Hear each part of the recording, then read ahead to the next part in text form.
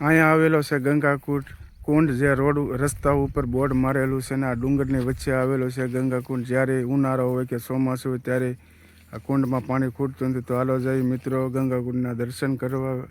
Video પૂરો જોજો અને ચેનલને લાઈક કરજો, ચેનલને સબસ્ક્રાઈબ કરજો. તો હાલો જઈ હવે દર્શન કરવા ગંગાકુંડના, જે આગળ આવેલો છે. બાપ હોય છે.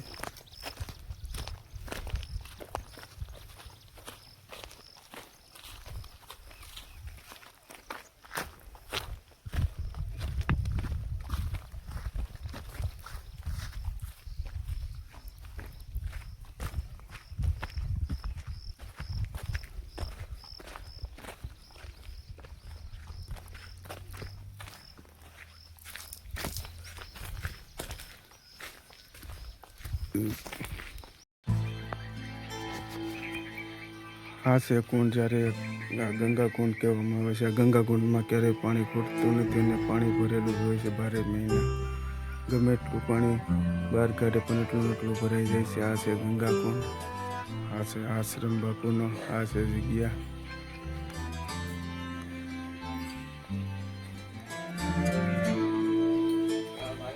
સીતારામ બાપુ, હાલ હવે જઈ બાપુના દર્શન. હે ઓળખતા નથી બાપુ?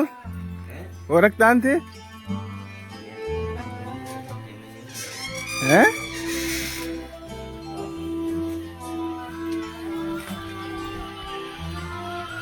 આ છે એમાં બાપુ દર્શન કરવા આવ્યા છે. આ છે માતાજીનું મંદિર.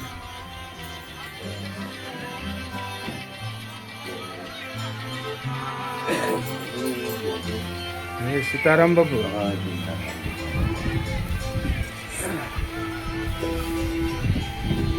બેઠ સીધા. બસ શાંતિ છે બાપુ.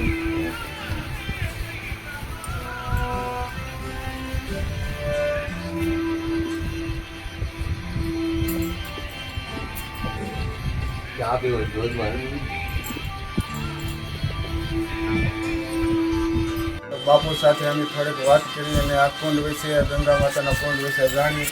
તો બાપુ આ કુંડનો ઇતિહાસ શું છે બાપુ? લગભગ 80 વર્ષ થશે. અહીંયા ખાલી 12 મણનો ખેડો જ હતો. આ તો પછી સરકાર જે બનાવ્યો ખેડો. આ લગભગ અત્યારે પ્રગટમાં તો માતા 40 વર્ષ થશે, પણ નકર 80 વર્ષ પહેલાંની. નહીં, તમે એક ગાગર ઓલું છો તારા એક ગાગર આવી જાય. તમે કોઈ બી જેઠે પાણી નથી. અહીંયા ડુંગરામાંથી પાણી છે. નહીં, નીચે પાણી નહીં ભાઈ. અહીંયા કુંડમાં જ પાણી છે. આ ગંગામાં છે ને મારા બાજુમાં ખોડિયાર છે. એના સહકાર મેળો ખોડિયાર. આપણે આ ખોડિયારમાં હા. ના તો કેટલા વર્ષથી છે.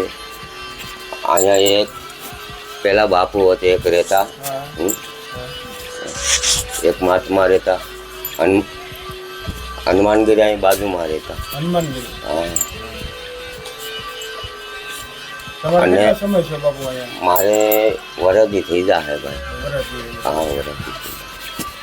આ નોરતા આવી જાય ને વરદી થઈ જાય. બાપુ જવારા વાવેલા છે કે? હા, માતાજીના જવારા અત્યારે મેં નાખ્યા છે. 9 દિન નોરતા રાખી. એક આશ્રમમાંથી કઈ જવાના નહીં. આશ્રમની બહાર કઈ નહીં જવાનું? નહીં, બહાર નીકળવાનું નહીં. નાના જગ્યાએ બહાર નહીં નીકળવાનું. અહીં પેલા બહુ ઓલીકોર એક આશ્રમ માતાજીના પીળિયા બાપુ છે, બહુ જૂનવાણી. 300 વર્ષ પહેલાં એમનું પીળિયા બાપુ નામ હતું. અત્યારે જેના કિસ્મતમાં હોય એને મળે, દર્શન થાય. ને જેના કિસ્મતમાં ન હોય પીળિયા બાપુ દર્શન ન.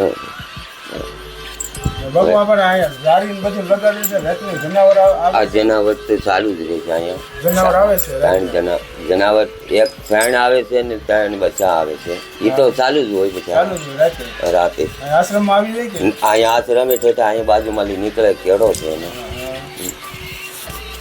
કેળો આમને ઠેઠ સુધી આવા દીપડા બહુ તો અહીંયા તો હા દીપડા વધારે તો બાપુને થોડીક વાત કરી છે બાપુ અરે તો જો તમને વિડીયો સારો લાગે તો બાપુનો વિડીયો શેર કરો અને લાઈક કરી દો અને અરે માં થોડી હાથ નહીં પાછી થોડી પડે કોઈ હા.